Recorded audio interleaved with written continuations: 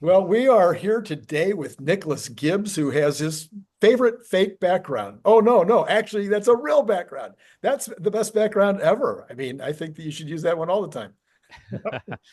Yeah, I appreciate it. Unfortunately, we're up here at the lake house for um not the best of reasons, Not as the the best of hurricane reasons. comes upon us and threatens several of our properties. But let's hope for the best, Yeah, and it's all we can do. yeah, Hopefully, everybody's safe, and houses can be replaced, but lives can't. that's true. That's true. So we'll hope that tomorrow, apparently, people are taking it seriously and Oh yeah, have left the state and left it bone dry of any kind of regular energy, like gasoline. Apparently, is gone. yeah. That Randy, let me. I know this isn't part of the right. agenda for today, but let me just riff a little bit here. So normally it takes us about 7, maybe 7.5 hours to get up here. Uh-huh.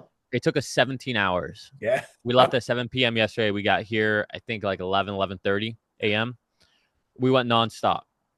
Um, some key things to note. But we went for 7 straight hours before we stopped at our first charging station. Nice. We were going under 50 miles an hour the whole time because traffic was just crazy. People Sure. were just insane. But when we got to that charging station, we still had a 33% battery. Like Wow. insane, absolutely insane. Wow. Meanwhile, here's the irony of everything, right? Everybody who is always talking about, oh, I'm scared of the charging and all this stuff and the long lines with during this, we had zero waits. In fact, they were open charging stations while we were charging. Wow. We didn't wait at all. Let me juxtapose that with the gas situation. Yeah. From the Tampa Bay area all the way to Gainesville, gas stations were out of gas. Out of They gas. were they were lines that were so long for the gas stations that they were piling out into the highway. That's how long the lines were. It was insane. The few times that we actually went to a gas station just to get like some snacks Right. because like at 3 4 a.m. Right. There's nothing open. Um, Even those gas stations they had there were signs saying gas sold out, or there were signs that or there were just plastic bags over the gas pumps themselves. Right. Charging stations, no problem. So it was I'd be lying to you if I said that I knew this would be the situation. Right. I was a little worried about it. I was anticipating, okay, well, we might have to wait like an extra hour at each charging station. Fair enough. I can take a nap, because Right. we're going to drive straight through. Not the case. Not the Nice. case at all. Nice. Nice. But 10 year, 5 years from now, 10 years from now, hopefully all these charging stations will also have nice big mega packs on them, maybe some solar production nearby, so that they won't even be dependent on the grid. So that'd be Yeah. even better. Yeah. Yeah. All right. So I just got off of Spaces that Herbert put on. It was a good Spaces, and they were talking about all the possibilities for Thursday. And after I got done with that Spaces, it made me drop back and think just slightly differently. So I'm going to let you have this kind of brainstorming opportunity. What does Elon personally want to accomplish on Thursday? What is in his mind? What will make him happy if he feels like he communicated what on Thursday? Not, I know he doesn't care about the price of the stock on Friday. I know he doesn't even care about the price of the stock 2 weeks from Friday. He's got other motivations. He's got other things in his mind in terms of the future. What will make him feel good if he gets it done? Okay. So for everyone listening, Randy did not tell me who's going to ask me this question ahead of time. So I'm Okay. literally riffing. I'm like ChatGPT, where you ask a question and you're given milliseconds to answer. That's what's happening here. So I'm not even putting any real thought into this. But I think there's three things. Maybe I'll add more as I'm saying this out Sure, loud. sure. The first one is I think he wants to show all the other OEMs what's going on, what Tesla has, and if they don't announce a partnership or a licensing agreement, that hopefully this will be that catalyst for that. Wow. Okay, so I would say Love that's it. one. Love it. The second one, um, the second one would be to really get people to start to understand that Tesla is a real AI company and what they're doing is that they're the leaders, that they're not the laggers. You know, everyone talks about Waymo, they talk about OpenAI, they even talk about Figure, but Tesla kind of, for some reason, the media always wants to put them as like, yeah, but really Waymo, yeah, but really OpenAI, yeah, but really, you know, so it's this constant game. So I think Elon kind of, probably wants to make a statement saying like, yeah, we're more than just a car company, and this is a new book. I would say that's the second. And again, remember, I'm just riffing here. I understand. I understand. Again. A third one, I would disagree with you. I think that there is a greater than 0% chance that Elon wants to, or needs to, not wants, needs to sell some shares. Ah. If he does, I mean, I don't know if he does or doesn't, right? I'm speculating here, complete speculation.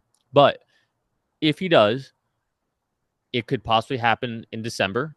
And if that's the case, then he probably wants to get the stock up because that would behoove him and that would behoove us. And that would make us less upset about him selling, right? It kind of feeds, right? If Tesla's all of a sudden at $500, $600 a share, guess what? We're a little less upset about Elon selling, you know?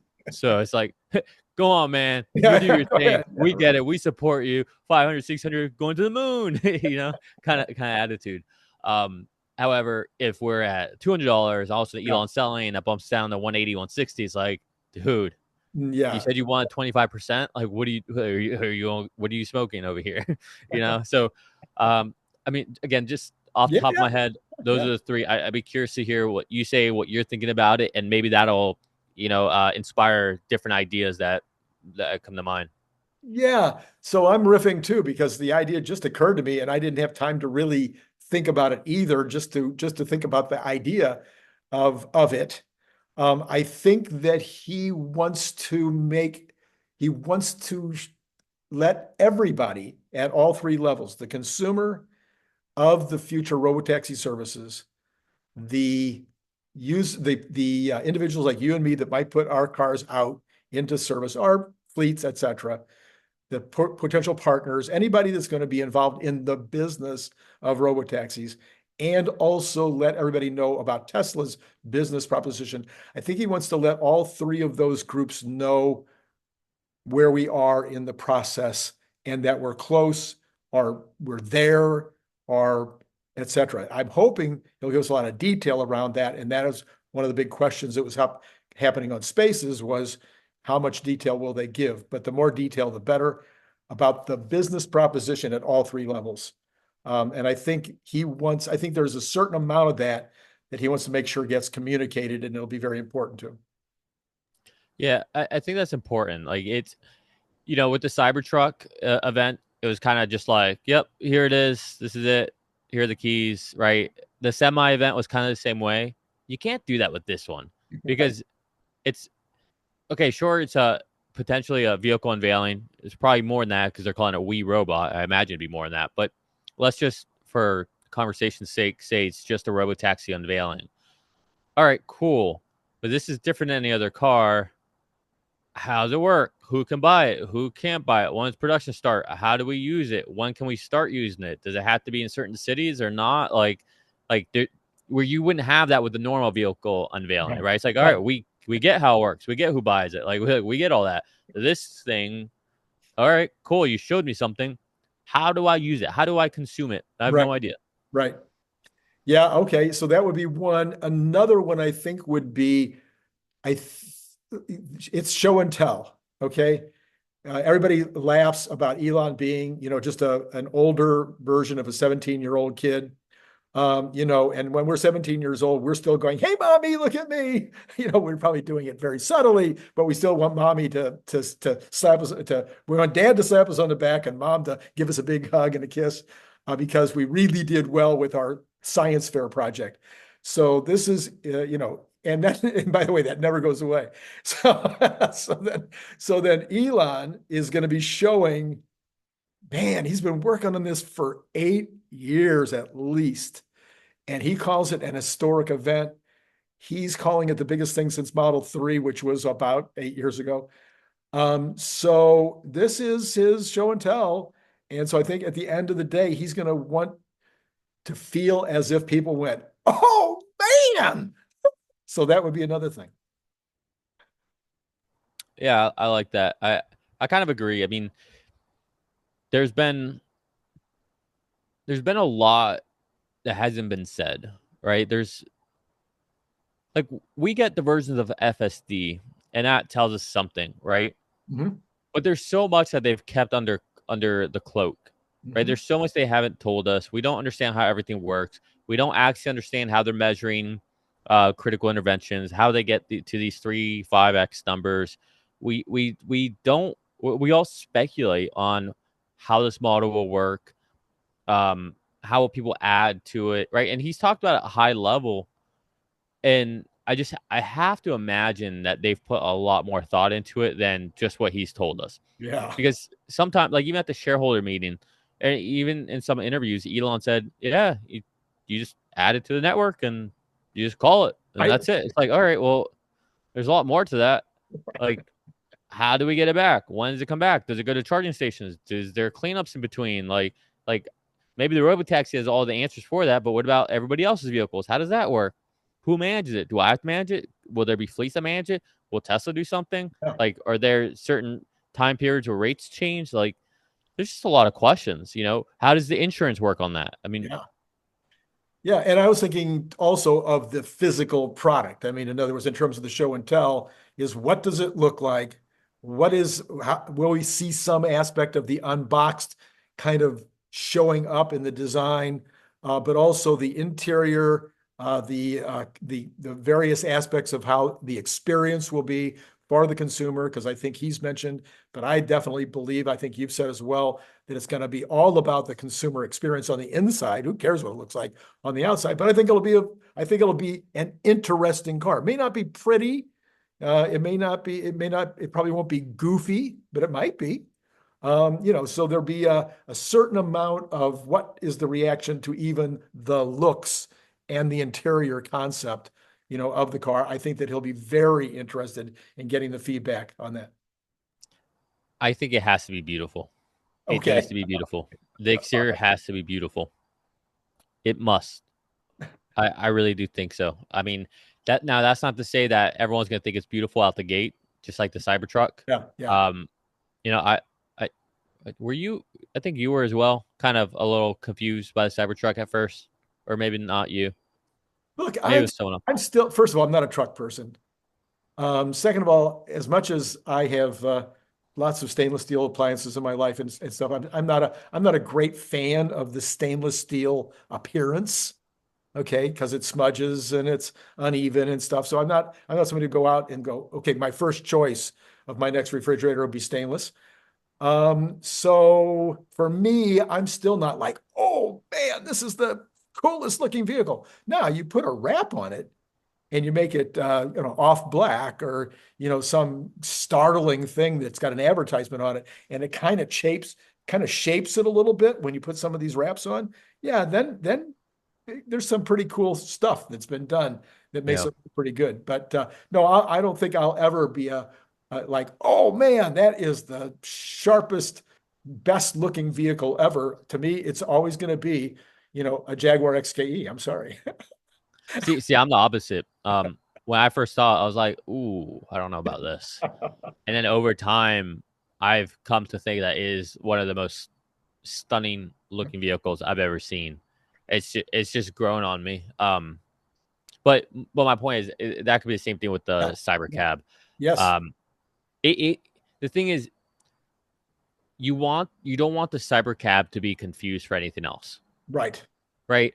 And like one of the reasons for that, I mean, besides the obvious ones, like you want to be able to spot it and find it when you're looking for one, um, but one of the reasons too is to help everybody else around the cyber cab. And what I mean by that is, look, if you get stuck behind a school bus, a Yes. garbage truck, Right. a regular bus, a Like it. yellow taxi, Yeah. you don't honk or whatever because they're going slow. You only do that to another person, a random car that you're like, hey, you're being an idiot. Right. If Right. it's a bus, if it's an ambulance, if it's a whatever, you're just, oh well, of course they're not gonna, of course they're making a complete stop. of course they're going to wait. Of course they're going to drive slower. Like, you just assume these things, right? And so I think for that, it's really important for the cybercab to not become a point of friction with general society, so that people can just be like, oh, that's just a cybercab. Yeah, it's going to wait. Yeah, it's going to go slower. I'll just go around it. Yeah, it's certainly true of Waymo. I've only seen one Waymo in the wild, but I didn't even know what I was looking at.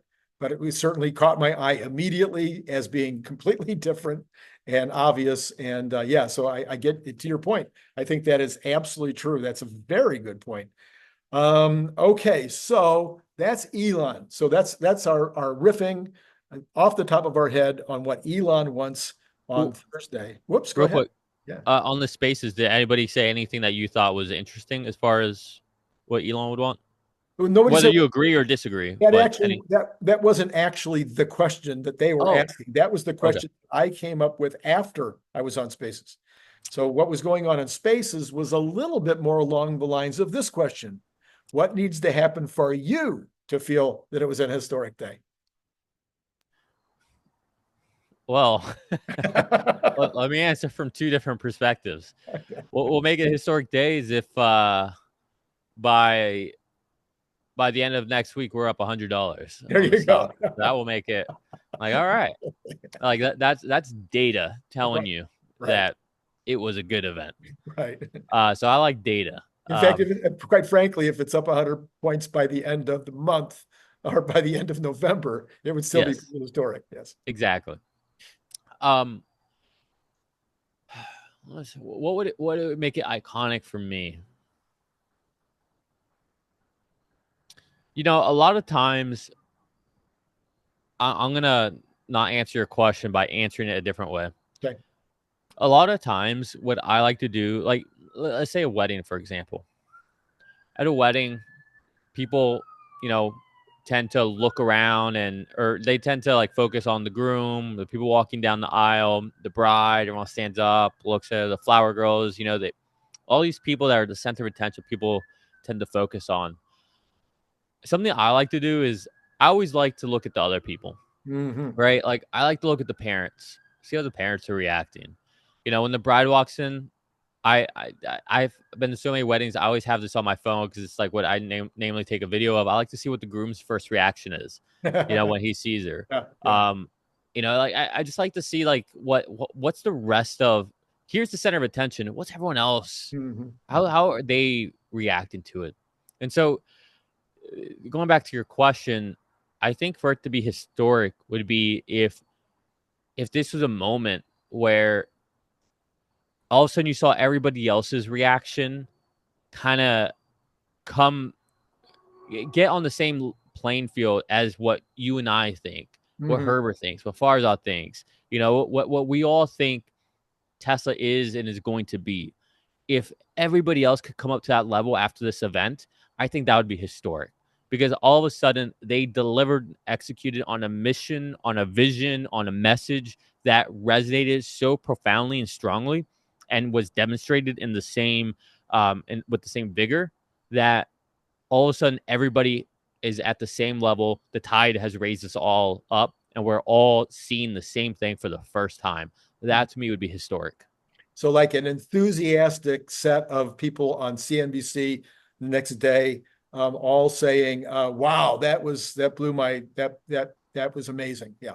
Yeah, like, you know, like Elon's been talking about this. He hasn't shown us a lot. And, you know, he just finally showed us what they've been working on. And wow, like clearly this is whatever, you know, if he does stick to this timeline and this, whatever, like it's going to be in, you know, like if all of a sudden everybody is unified on like, oh my God, something's about to happen here.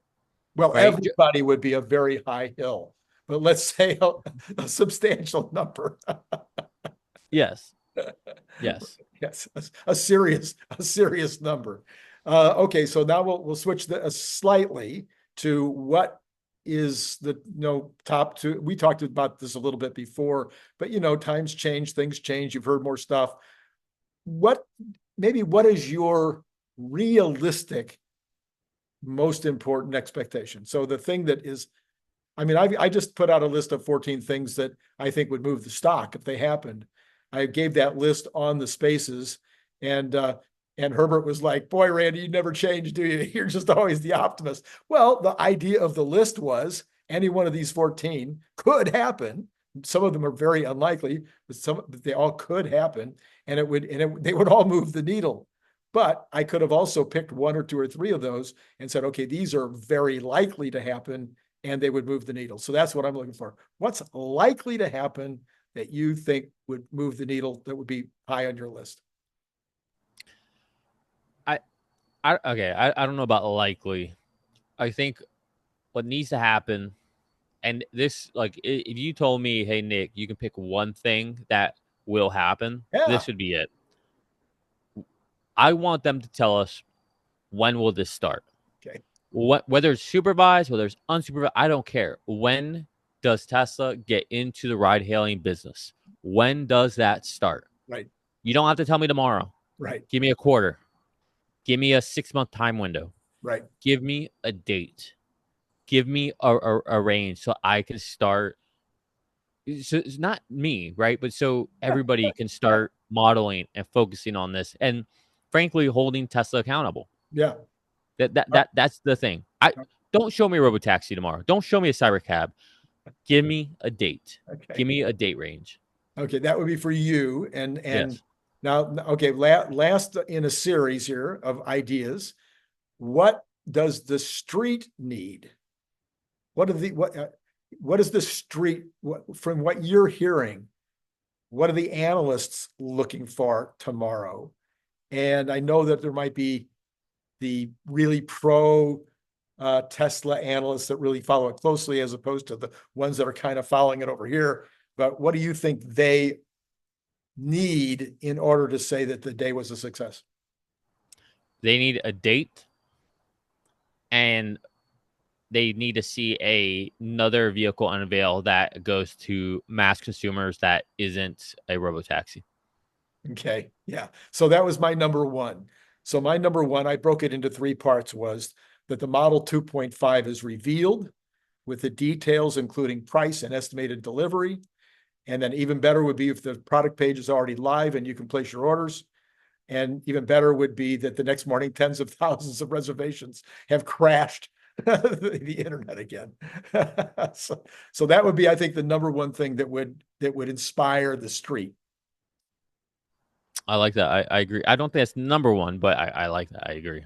Okay. Well, number one, of course, everybody on the street will be expecting the cyber cab to be shown. I don't Yes. think there's any doubt of that.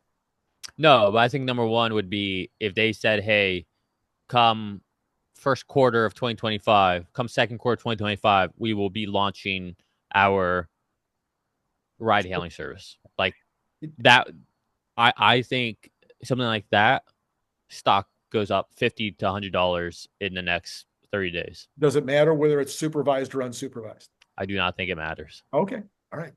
So the unsupervised part is the given. It will happen someday.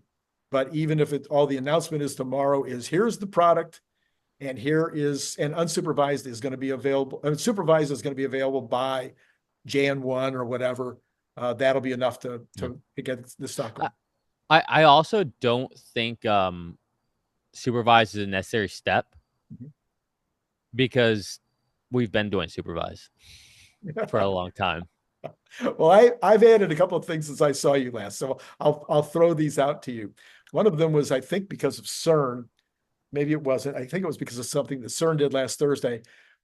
That is, I think that Tesla vehicles, the Model 3, Model Y, I don't care, all of them right now with the current stack that just came out, are all safer right now, unsupervised, than a Waymo. Okay, let me just push back a little bit. Okay, if you're talking about apples to apples, yes. Let me be very nuanced here. Okay. I say yes with Waymo because Waymo is just on city streets. If you're talking about FSD 12 city streets, I would say I agree with you. FSD highway, I'm telling you, I just did 17 straight hours on the highway. Yeah. FSD didn't do anything wrong per se, but its reaction to the external world, I kept having to take over on certain situations because Oh, things got a little sketchy. Now, keep in mind, Highway's still on version 11. It's not on 12 yet, at least not that I have. So, but you can just feel the difference between the 11 and 12 stack. It's so obvious. But so I would say that that's still not on par. But then again, Waymo came and go on Highway. So right, right, right. so then yeah. So I guess period. Look, I'm just contradicting. I'm proving myself wrong. So Waymo came and do highways. Ergo, Tesla is safer on the highway than a Waymo because it came and do it. Absolutely. Yeah. So basically, the theory would be that Tesla could maybe start service November 1. The highway stack is coming. You're going to get it. I think it's the 12.5 point or 12.4.1 is out. If you haven't gotten it yet. I haven't. Well, only the Cybertruck has it right now, I believe. No, today it was announced that the end to end is out for all the other cars too. Oh well, I've been driving for 17 hours and then finally took a nap. So I'm not up to date on anything happening in the world. Yeah, so the end to end is available on the other vehicles as well now. So we should be able to test that fairly quickly. Cool. I'll test it going back to Florida to Right, see that's right. what may or may not have happened. Yeah, so anyway, so it could be that you would, so I'm just saying it may be that if Tesla chose to, they could do either a limited or some kind of regional or one city or whatever experiment with going ahead and letting people have, autonomous rides and see what happens. Hopefully there's not too much mayhem. But the truth is that the reason I kind of say this is because what CERN was showing is how many accidents Waymo has had and the number of times that it's been completely running red lights, going the wrong direction. I mean, these are all things that are knowable. And but he did not he, but Rains, I guess it was Rains, did some amazing research and came up with some great stats on how many times they're having serious problems. So if Waymo can have these serious problems and they're not even getting headlines, as far as the negative. Now Tesla will get the headline, even if it does identical to what what Waymo does, but that they could actually experiment with the city, and that would be one way to really get people's attention. Yeah. Okay, and the second thing, I'm going to forget what it was, so let me not do the second thing right now. There was a second thing. What was that? Anyway, okay, so all right, so that's Thursday as far as the Robotaxi Gen 2.5 vehicle. And of course, everybody else is asking the big question, which is, okay, so what I learned on this Spaces is that the Optimus team is in California. They're at Burbank. They're setting up something. These are all things that are apparently coming through the grapevine. That they have said even online, which I missed somehow, the on X, they have said we've got something to show, or where they're going to do something, or there'll be something going on with Optimus. So the We Robot thing apparently is true. Any thoughts about what that might be? Wait, what's apparently true? That there's going to be some Optimus. Optimus is going to do something. Yeah. And you know what my thing would be. I want it to talk. You want Optimus to talk? I want it to be conversational. I want it to be, R2D, no, not R2D, to be 3CPO. Well, I hope it's better than a 3 CPU. Yeah, a half finished project. No, I don't know. I think they'll probably show us the new generation of Optimus, so Gen 3. If there's a demo, I don't know. It'd be kind of cool to see if it can clean the Robotaxi. Or no, actually, better yet, if it could assemble, if it could do the unbox. Oh, yeah. That would be kind of cool. Yeah. That'd be really cool, actually. Right. The coolest thing would be if it could play the piano. No, I think assembling a Robotaxi would be cooler. I think it'd be way cooler. Anyone can do a demo of playing a piano, I right? can't play That's the piano, so I mean, it's, yeah, but I could teach you how to memorize certain keys and what to hit. yeah, yeah, yeah. But for it to be able to assemble a vehicle, that would be crazy. So, would you love to see? So, maybe you'd like to see a video during this demonstration. You'd like to see something showing the unboxed. Or would it have to be? No, I guess it would have to be just a what do you call it? An illustration because they don't have the line set up yet. How do you know? Oh, maybe they do. Okay, so maybe we get to see the actual unbox coming together. Elon told us that he's been spending. He said this a long time ago. That and even it was even Walter Isaacson's book that Oh, Elon was working on the line for the next gen vehicle. oh, okay. All right. So We might be able to see some unboxed then. That'd be fun to see a demo, some kind of a demo, some kind of a video on that. Yeah. yeah. All right. Well, anything else that you can think of about Thursday that you're interested in? Well, here's the real question, Randy. Are we gonna hit your projection of 265 by Thursday?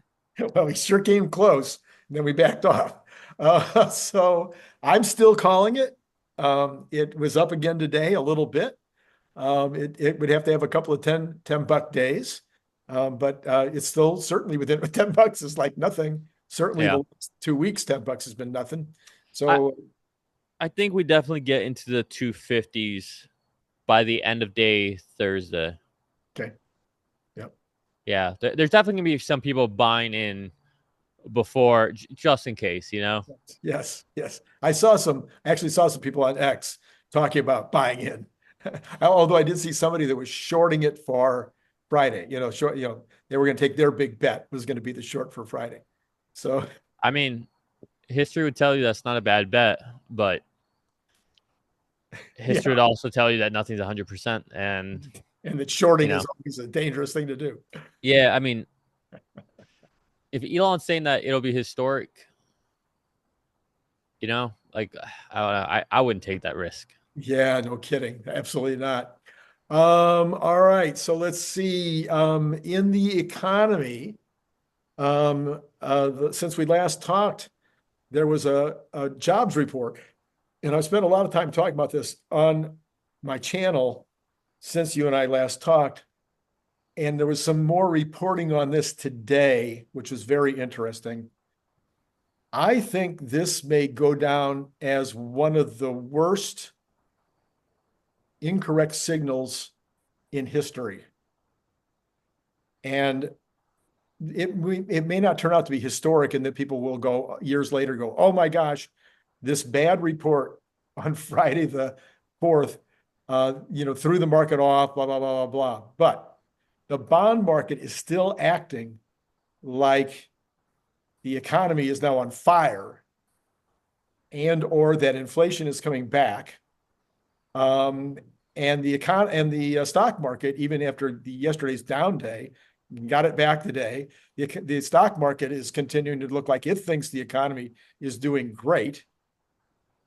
But Kobasi today pointed out again that the number of survey respondents percentage-wise in those numbers on Friday was the lowest in history. Only 62% of the correspondents sent back their information. Interesting. So normally it's around 67. Sometimes it's as high as 75. And when it's been 67, as it has been a lot this last year, those have been the ones that got these massive redos. And he also said yesterday that small businesses are the slowest to report. And we know that the small businesses are the ones that are the most likely right now to not be doing well. And the small business, NFIB, National Federation of Independent Business report this morning showed that small business confidence is still in the toilet. And that the number one thing that's bothering small businesses is still inflation and wage inflation. So what we did see in those numbers on Friday was that wage inflation and everywhere else is that wage inflation does seem to be a problem at around 4% per year. but nowhere else, not one other stat showed the kind of increase in labor, people being hired, that number came on Friday. So we've got some kind of disconnect, and the bond market and the stock market seem to be reacting to it like it's real. What do you think? Hmm. Well, I think we've seen that the jobs numbers are unreliable in general, and that you really need to give it 2 to 3 months to get a true understanding of where the job market is. I also think the job market tends to be a lagging indicator of most things. Right? So I don't put too much stock into the jobs numbers that we see. I don't put a lot of stock into a lot of the numbers that we see from the government in general. You have to pay attention to them because it is what the Fed and the government, what Wall Street trades and make decisions off of. But I think that there's a lot of inaccuracy there. Um, I think everything you're saying would sound, especially the way you frame it, right? It seems like there's this tension and this almost um, like here are the facts, but it doesn't really make sense, right? Right. But I think what starts to make sense of it is when you start to think about this in a election year, Yeah. right? And I think right now, like I have it up here, according to Polymarket, Donald Trump is projected to win 53% to Kamala's 47. And I think that's a big factor in a lot of positive sentiment in the economy. Mhm. Whereas a lot of the data may show things are slowing down, the stock market, people's habits and spending, and just in general, I think a lot of that is hopefulness that a Trump administration that's really taken the best of the previous Trump administration with the unity type party that he's, you know, building together with RFK and Elon and Tulsi. I think that's what you're seeing a lot throughout the economy. I could be wrong, but Mhm. I sense it. I mean, everyone keeps saying this is gonna be a close election. I don't think so. I think it's going to be a historic landslide, to be frank. After And 60, after 60 minutes, you may be right. I didn't even watch that again. Like I just Oh, been hurricane prepping, so I'm so behind on everything. I mean, I saw people posting about it, but I haven't even seen it. But yeah, I just think I think there's a lot of noise, in these numbers, and I don't think the numbers really tell everything. I think what tells everything is the election right now. It's not about Trump either. It's about what it means. This is the first time we've seen, whether people think Trump's divisive or not, this is the first time you've seen a historic Democrat who went independent because the Democrats were ousting him join alliances with a Republican. and And vice then, versa. Yeah. yeah. And Yeah. then someone like Elon, who was a lifelong Democrat,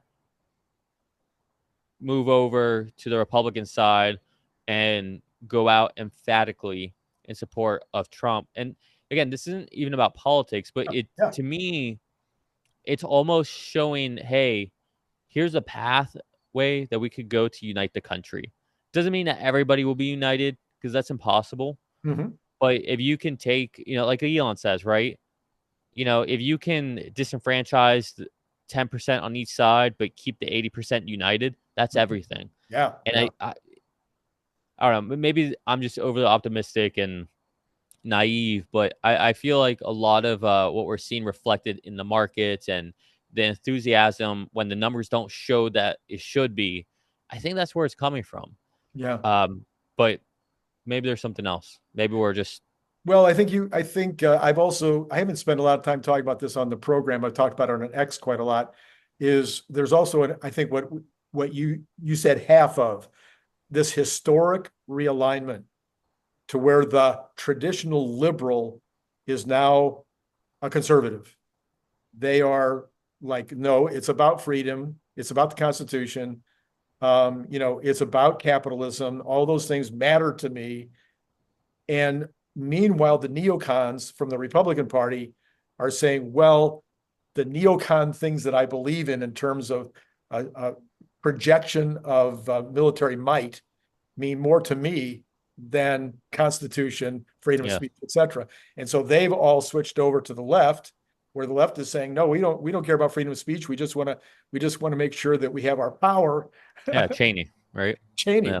Yeah. So, and it's not just Cheney. I mean, there's a whole bunch of neocons. Everybody, Yeah. the Democrats are loving the fact of how many ex-Republican administrators have moved over to their party. And I'm thinking to myself, wow, these are not the liberals that I grew up with that would be cheering on, the government, the big government, joining up with them. They used to be, anti-establishmentarianism.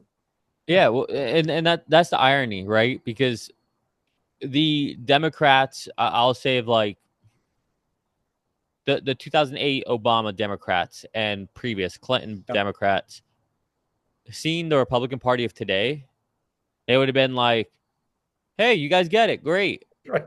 Like, we believe in freedom of speech. We believe Right. in freedom of press. We don't want to go to wars. We care about certain social aspects. Hey, we're all unique and individual. Things should be more at the state level, with certain decisions because democracy's messy and we all have different cultures and we're a union of states that have different beliefs and Right. religions and ideologies and cultures. So that makes sense. And they'd be like, hey, so you're saying that you're kind of saying no to your point, the neocons, the war hawks of the Republican Party. Great, like this is amazing. Like, but instead, it's just upside down world over here, Yeah. And here you have Donald Trump coming in here, and again, forget about Donald Trump. He's just he's the vehicle that this is happening in. But he's coming in and bringing in again like Tulsi, RFK, Elon, and we're sitting here saying no to the previous establishment Republican parties that not saying that they're all bad, right? Right. Right. I'm sure they're I don't know all of them. I'm sure there's good things here and there, but I'm of the when I was heavily in the Democratic Party, I just didn't want wars. I hated wars. I didn't want them. Certain things like gay marriage, whatever. I was in my, I don't really care. Do your thing. Like, just leave me alone. You know, like things like that. And then I was always a very physically conservative person. Uh-huh. But then all of a sudden, this MAGA Republican, if you want to call it that, or just this new wave of republicanism is saying, hey, yeah, screw those wars. Let's focus on us.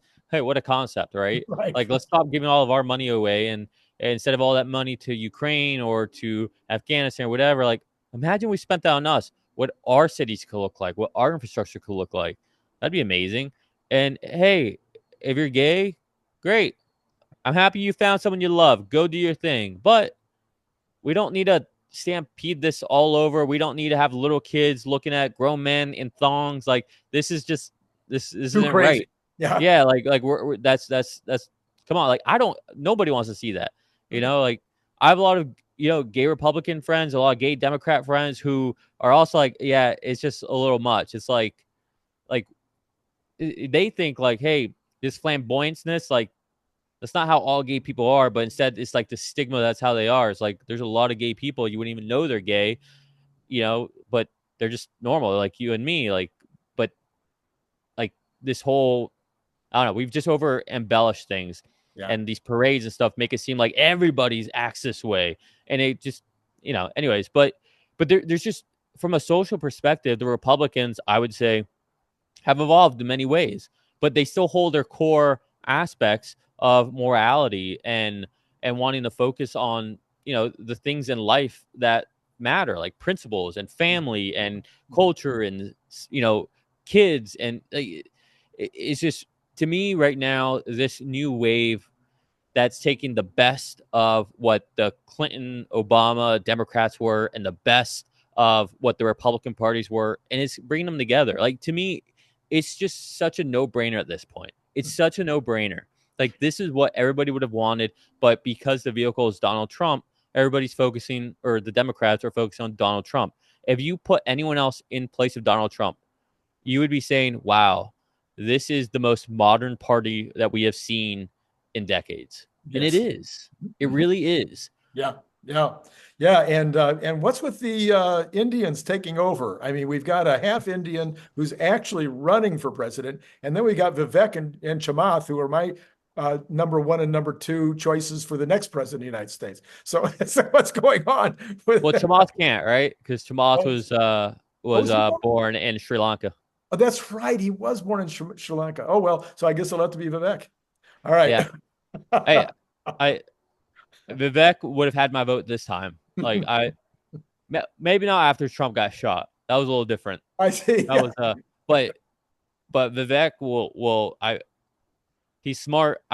I've honestly never heard Vivek say something I disagree with, which is kind of wild. Yeah, you know? Yeah. Trump says lots of things I disagree with, especially around EVs. but again, you don't throw the baby out with the bathwater, right? Like, the idea is, what's he doing? What's he showing? What are his actions? And his actions right now are unifying. Yes. And I think that's what matters. And his actions last time didn't show unification as far as like what we saw on the surface, but behind the scenes and the end results were unification, were peace driven. I think this time we're seeing more openly how he can reach across the aisle, and not politician aisle, right? But RFK or Elon, right? That kind of aisle. Like, people who actually are doing things out there in the real world. Sorry, I didn't mean to go into politics here. No, but it's okay. It's I do think I think there's optimism in the country right now, especially with seeing these betting markets put Trump ahead. I do think there's a real sense of optimism where people are saying, okay, we might get a little normalcy back. Right. And let's get to work. Let's make America amazing. Yeah, and for those who are watching the betting markets, it's not just that he's ahead by 6, it's the momentum, because he was down by 6 2 weeks ago. Yeah. So it's been a very, very, very substantial shift. By the way, my wife won't watch this, but shout out to my wife for giving me a refill. All right, so let's take a look at what did happen today on the markets. So we had another up day with the Dow up 126, NASDAQ up 259, and the S&P up 55, and Tesla up $3.67. And in the after hours, Tesla has given a bit of that back, down 99 cents. In the after, which is almost over. So, 5 minutes from being over, down 99 cents. We've got the Magnificent Seven all up, and we've got the Cathie Woods basically all up except for CRISPR. So a very up day. Everybody was very happy and enthusiastic today. So now what about tomorrow? We'll go inside and we'll start with the bonds, because that's what I seem to care a lot about. Huh?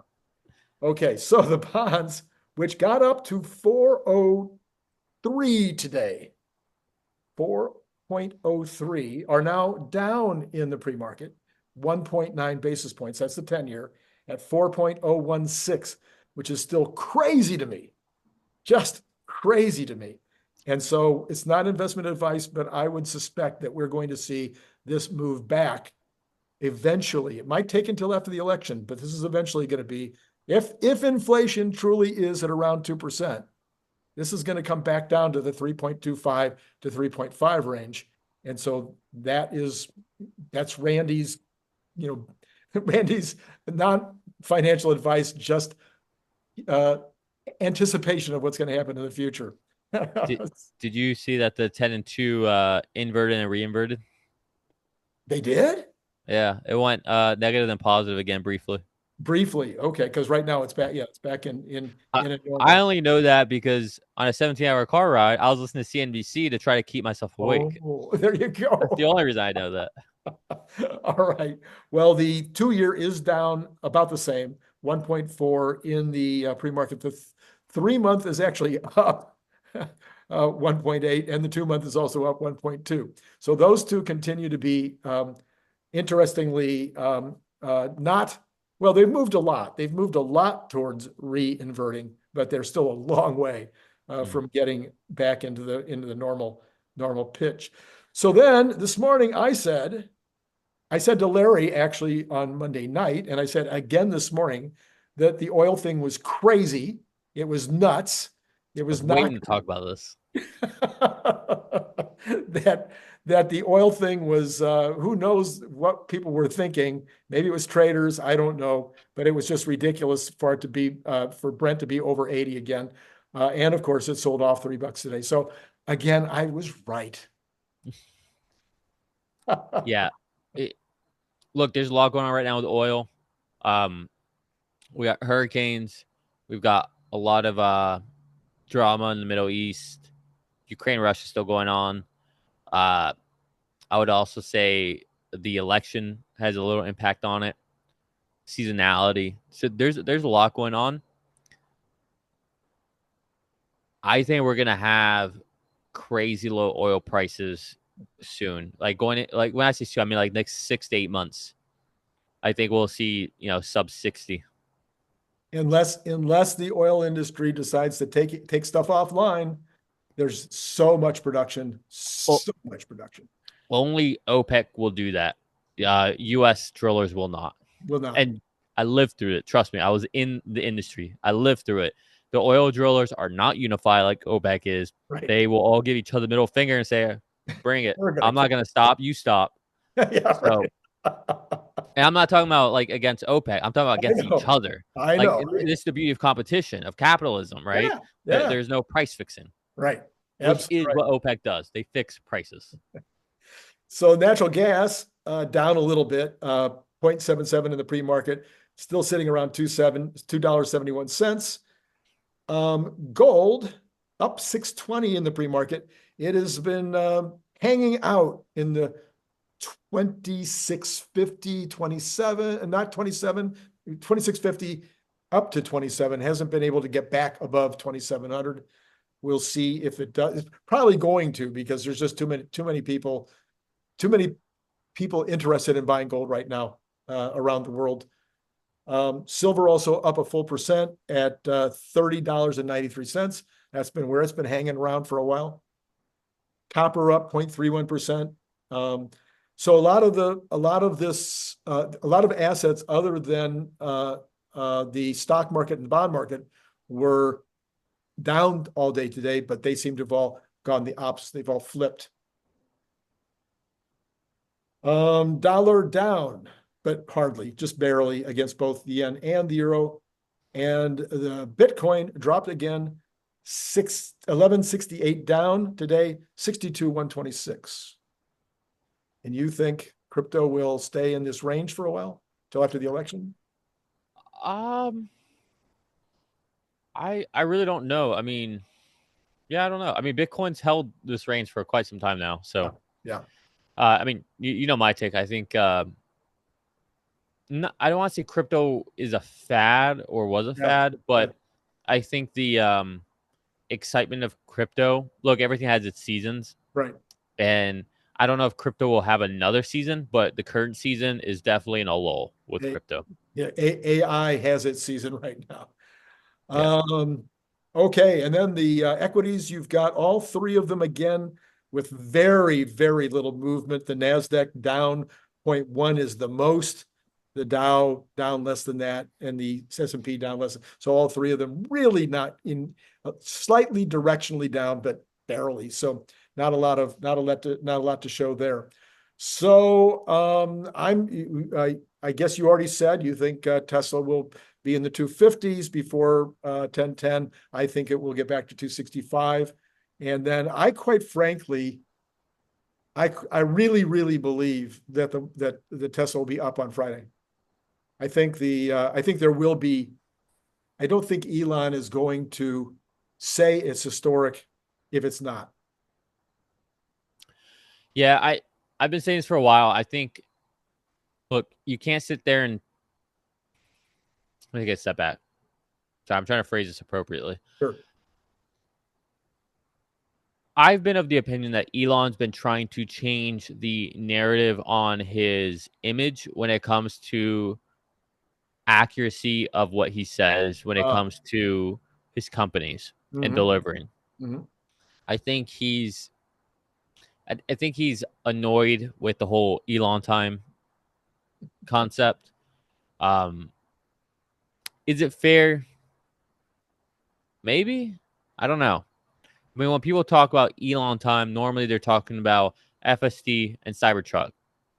Well, Cybertruck had to deal with COVID, Right. and FSD is The hardest thing ever done by humans. you're putting a guess, your best guess forward on something where you don't know what's on the other side, Right. right? Like you think, hey, we're on the right path, and you don't know if that's the right path or not until you meet a dead end.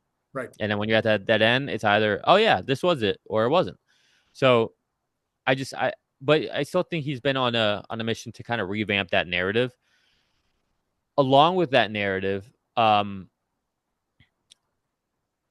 think he wants to look. If you're going to start a new book, right? Not a new chapter, a new Right. book, as he said it. This is it. Mhm. This is Mhm. this is the opening A chapter moment. Yes. of that. Yeah, this is the preface of that book. Mhm. It better be damn good. And I think that's how he's thinking of this. At least I hope he is. Yeah. Yeah. And so I definitely think that they're going to show why they're forced to be reckoned with. Up to this point, people still don't really say they're an AI company. They say they have a lot of AI compute, right? Because they're building out these big data centers. Sure, they have FSD. I would say most people don't consider FSD AI. Mhm. They're wrong. They're Yeah. ignorant. They don't know what's going on in space. But Right. pundits on Wall Street, who focus on 50 million companies, they don't know what they're talking about. Mhm. I do. This Mhm. is my world. Right. So trust me, like it's AI. Yeah. um, and I think Elon wants to not right some wrongs, but kind of just correct people's impressions of what Tesla is, who Elon is, what he's doing, what he does. And not that he cares about what they say, Yeah.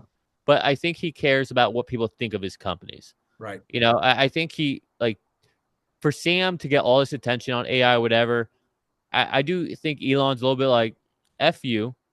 Look at what we're doing. What's Sam doing? Great. He's got a little chatbot. Right. Great. Cool. I did that in how many months? I already did that. Look what we're doing here. We got Uh-huh. humanoids. We got Mhm. Robotaxis. Like, what Sam's got? You got a little chatbot that I got as well. Cool. Like, I think it's going to be kind of I want him to, have a I want him to go out there cocky. I Yeah. want him to go out there and peacock. Like, do it.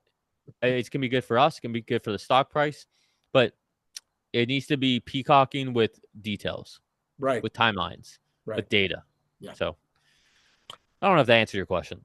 All right. Well, yes, we've enjoyed watching the sun go down in your lakefront villa My there. fake background. And we will be praying for you and your family, Thank you, for your homes, and for CERN, and for Scott. Scott, who are Yeah, all three in the and just right. for everybody in Yeah, general. everybody I in mean, general in Florida.